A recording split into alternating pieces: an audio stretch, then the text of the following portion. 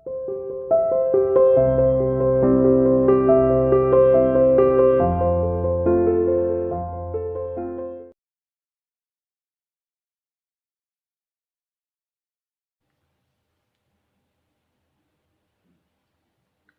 students, today our topic is phases of moon। जैसा कि आप लोग जानते हो कि हमारा चैप्टर नंबर 15 हम रिवीजन कर रहे हैं। हम एक एक करके सारे चैप्टर्स का रिवीजन कंप्लीट करेंगे।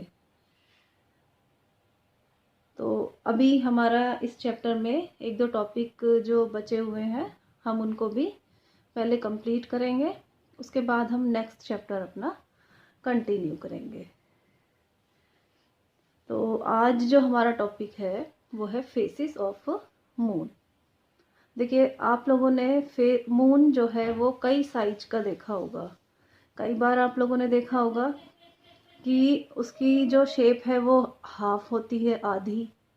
कई बार पूरा फुल होता है, कई बार दिखाई भी नहीं देता हमें, और कई बार ही हमें आधे से भी छोटा यानी कि हाफ से भी बहुत छोटा नज़र आता है, और कई बार हमें हाफ से ज़्यादा नज़र आता है। तो हर रोज़ जो मून की शेप्स हैं वो हमें अलग अलग देखने के लिए मिलती हैं।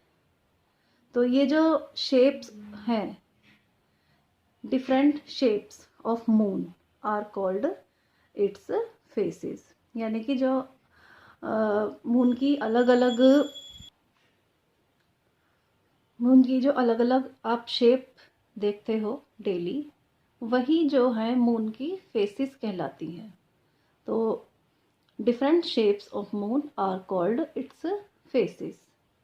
These are new moon, crescent moon, half moon, gibbous moon and full moon, जैसा कि मैंने आप लोगों को अभी समझाया भी था, बताया भी था। देखिए, न्यू मून किसे कहते हैं? जब मून हमें दिखाई नहीं देता है। आप लोगों ने अमावस के बारे में सुना होगा। अमावस का जो मून होता है उस दिन हमें मून जो है वो दिखाई नहीं देता है, क्योंकि सन की लाइट उसके ऊपर नहीं पड़ती है, इसलिए हमें वो दिखाई नहीं देता है। उसके बाद क्रीसेंट मून। क्रीसेंट मून जो है वो हाफ से भी जो छोटा होता है, बिल्कुल वो होता है हाफ मून, यानी आधा, जो हमें हाफ दिखाई देता है। गिब्बस यानी हाफ से जो ज़्यादा मून बड़ा होता है थोड़ा, उसको गिब्बस कहते हैं। और एक होता है फुल मून, जो हमें पूरा फुल मून दिखाई देता है। तो ये सभी उसकी फेसिस के नाम हैं: new moon, crescent moon, half moon, gibbous moon and full moon. तो यहाँ तक आप लोगों को समझ में आ गया होगा। आगे देखिए, एक्लिप्स यानी कि ग्रहण। आप लोगों ने ग्रहण के बारे में सुना भी होगा या देखा भी होगा कभी। सूर्य ग्रहण और चंद्र ग्रहण जो है वो किस प्रकार से होते हैं और वो क्या होता है, क्या प्रोसेस है। When one planet comes in between the two planets, जब कोई एक प्लैनेट किन्हीं दो प्लैनेट्स के बीच में आ जाता है, and the shadow of the larger planet, और जो बड़े प्लैनेट की जो शेडो होती है, हाइड द स्मॉलर प्लैनेट, वो छोटे प्लैनेट को क्या कर देती है? हाइड कर देती है, ढक देती है। We call it an eclipse, और इसे हम एक्लिप्स यानी कि ग्रहण के नाम से जानते हैं। ठीक है, तो इसे ही को ग्रहण कहा जाता है।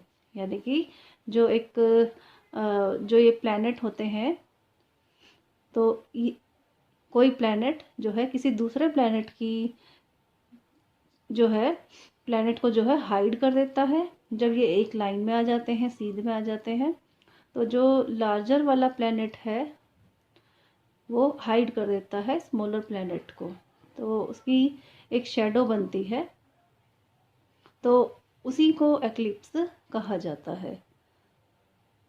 अब देखिए, eclipse occur when the sun, earth and moon all are in a straight line. और ये एक्लिप्स कब होता है?